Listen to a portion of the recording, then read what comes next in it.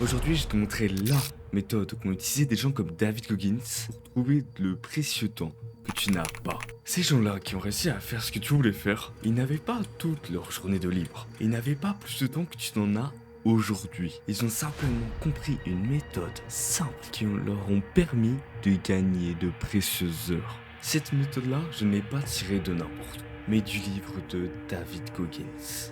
Laisse-moi 5 minutes de ton temps et je te rendrai dangereusement inarrêtable. Le moment où je tourne cette vidéo, on est le 16 mars. Et il y a un peu plus d'une semaine, c'était les vacances de février. Et j'avais profité de ces vacances pour pouvoir travailler sur mes objectifs. Et j'ai adoré faire ça.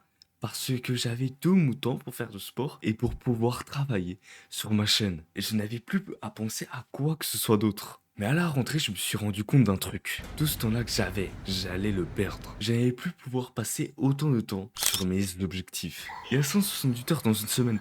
Et comment ça se fait qu'avec tout le temps de cours, je ne puisse plus avancer sur mes objectifs? Que je n'arrivais plus à tenir ma chaîne, le sport et les cours. Et là, j'étais en train de lire ce livre, Plus rien ne pourra me blesser de David Goggins. Un conférencier motivateur, mais aussi sportif de haut niveau. Il expliquait qu'il a fait plein de défis qu'il a fait, malgré qu'il avait un boulot à temps plein et une vie relationnelle à gérer. Chaque jour de travail, il faisait 80 km à vélo, il courait environ 24 km, il faisait une séance de musculation en parallèle de sa relation et de job. Et à la même époque où il avait ses jobs, c'est là qu'il avait couru la Badwater et qu'il a obtenu le record de traction en 17 heures. Alors comment David Goggins peut faire autant alors qu'il n'a pas plus de temps que toi?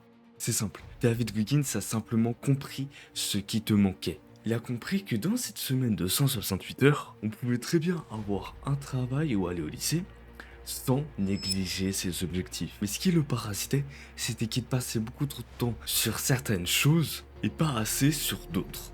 Et pour remédier à ça, il a planifié ses journées et établi ses priorités. À cette époque, il ne dormait qu'environ 6 heures par nuit. Il avait simplement priorisé le sport au sommeil. Il y a 168 heures dans une semaine. C'est-à-dire que tu peux très bien, toi, avoir un business, un projet dont tu rêves, et aussi faire du sport tout en ayant ton lycée et ta scolarité en parallèle. Ça, c'est le temps que tu as dans une semaine. Et ça, c'est en comptant les cours et le trajet qui va avec. En comptant le sommeil, en comptant les moments où tu manges et où tu prends soin de ton hygiène, et enfin même en comptant un jour de repos. Tu as tout le temps dont tu as besoin pour tes objectifs. Le problème, c'est que toi aussi, tu as des habitudes qui te parasitent. Je ne parle pas que de ton téléphone ou de tes heures passées à jouer à des jeux vidéo, mais aussi des heures passées à être distrait, à faire des choses qui ne t'apportent rien et qui n'ont aucun rapport avec tes objectifs.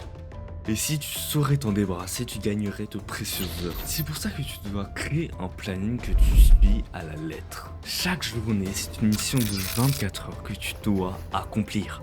Suis-la en y mettant ton cœur et que tu dois aussi établir tes priorités. Est-ce que tu devrais passer plus de temps à faire du sport ou à travailler sur ton business? Est-ce que tu dors pas assez ou trop? Fais partie de ceux qui passent à l'action et qui font quelque chose de concret. Crée un planning, pour ça je te conseille Google Calendar. Et choisis le plus précis possible. Et pour chaque habitude, chaque tâche que tu fais, demande-toi si tu en as vraiment besoin d'autant de temps pour l'accomplir ou si tu pourrais mettre plus de temps sur d'autres habitudes. C'est pour ça que l'expression « je n'ai pas le temps » que tu utilises est fausse. Tu as le temps. Ce n'est qu'une question de priorité. J'espère que tu as aimé cette vidéo. Si c'est le cas, n'hésite pas à t'abonner ou à lâcher un like. Je te dis à la prochaine.